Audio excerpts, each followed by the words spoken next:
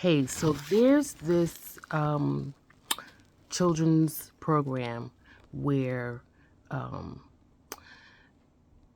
it's teaching children to read, and there is this character. I don't want to say the name, um, but there's a character who comes to solve the problem, and the problem is always about some word in the story, right? There'll be some situation happening and an alternative will be proposed, but the character will say to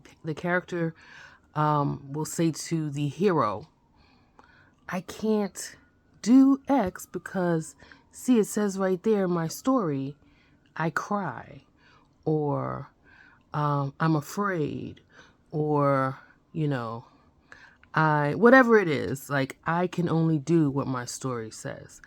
And I haven't watched that program in years because my children are older and out of the age range. But um, as I'm in my studies, one particular model of therapy talks about reframing and externalizing. Anyway, here's my point. I started to think about my life um, and people's lives as stories, right? And how sometimes we can kind of make ourselves stuck in the way we're thinking about our options, right? And what we can and can't do. So we are believing a particular narrative, a particular story. And it's like, I can't do this. Look, this is what my script says, or this is what, you know, society says, or, people have told me, right? Like I'm living according to the story. And I thought about that children's program and how they literally go in and change the word. And, the problem is resolved. Now, obviously, life is not like that, right? We can't just go in and, stop the script, remove a word, and, ta-da, things are changed. But I have begun for myself to kind of look at circumstances that I'm going through and say, you know, my story could be she heard this news and she fell apart. Um, you know, this happened to her and, she had a fit. She cried, and there's nothing wrong with crying. Or she didn't cry and she should have.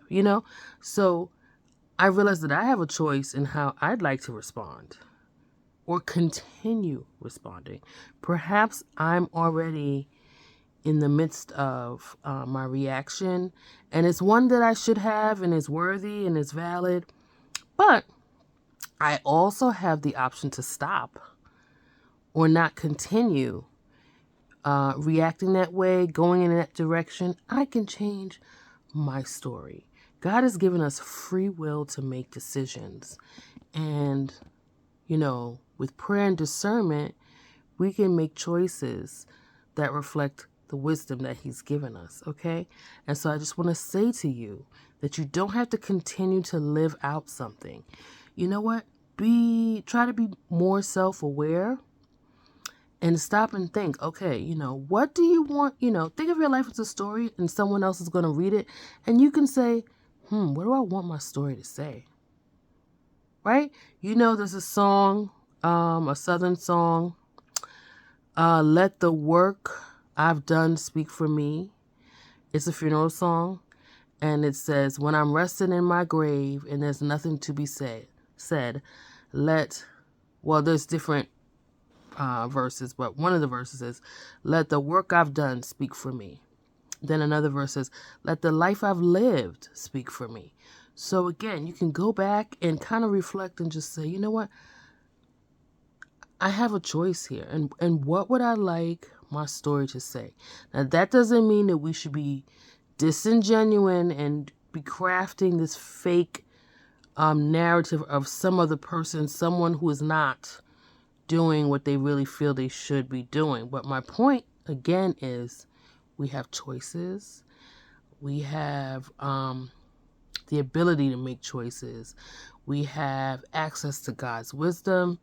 And even if you started down a road taking a certain approach and you realize that that's not really the right way or the way you'd like to go, you can stop and redirect, course correct, reroute, and head down the trajectory that's more beneficial, more helpful, and that reflects growth and God's wisdom. Thanks for listening. Bye.